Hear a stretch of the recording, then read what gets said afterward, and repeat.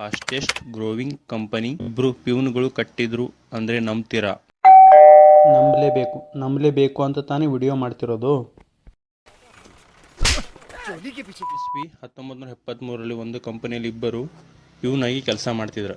ಇವರಿಬ್ಬರಲ್ಲಿ ಏನಾದರೂ ಮಾಡಬೇಕು ಅನ್ನೋ ಛಲ ಇತ್ತು. ಛಲನ ಇಟ್ಕೊಂಡು ಇವರು 2 ವರ್ಷ ಆದಮೇಲೆ ಅವ್ರ ಊರಿಗೆ ಹೋಗ್ತಾರೆ.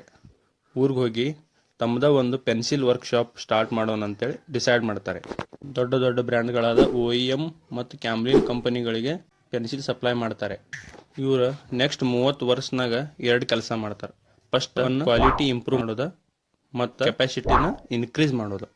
ಇದನ್ನು ಮಾಡ್ತಾ 2005ನ್ಯಾಗ ತಮ್ಮದ ಒಂದು ಕಂಪನಿ ಲಾಂಚ್ ಮಾಡ್ತಾರೆ.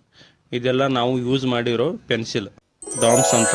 ಆ ಟೈಮ್ನಾಗ ಎಲ್ಲ ಪೆನ್ಸಿಲ್ ಕಂಪನಿಗಳು ಸರ್ಕ್ಯುಲರ್ ಮತ್ತು ಹೆಕ್ಸಾಗೋನಲ್ ಮ್ಯಾನುಫ್ಯಾಕ್ಚರಿಂಗ್ ಕಂಪನಿ ಮಾರ್ಕೆಟ್ನಾಗ ರಾಜ ಆಗಕ್ಕೆ ಟ್ರಯಾಂಗಲ್ ಪೆನ್ಸಿಲ್ ಮ್ಯಾನುಫ್ಯಾಕ್ಚರಿಂಗ್ ಸ್ಟಾರ್ಟ್ ಮಾಡಿದ್ರು. ತನ್ನ ಕಂಪನಿ ಬಾಕ್ಸ್ ಶಾಪ್ನಾಗ ಡಿಫ್ರೆಂಟ್ ಆಗಿ ಕಾಣಬೇಕಂತ ಹೇಳಿ ಟ್ರಯಾಂಗಲ್ ಬಾಕ್ಸ್ನಾಗ ಪ್ಯಾಕೇಜ್ ಮಾಡಿ ಕಲರ್ಫುಲ್ ಪೆನ್ಸಿಲ್ಗಳನ್ನು ಬಿಡಾಕತ್ರ. ಹೊಸ ಬ್ರ್ಯಾಂಡ್ ಅಂದಮೇಲೆ ಸ್ವಲ್ಪ ಊಹಾಪೋಹಗಳು ಸ್ಟಾರ್ಟ್ ಆಗ್ತಾವೆ.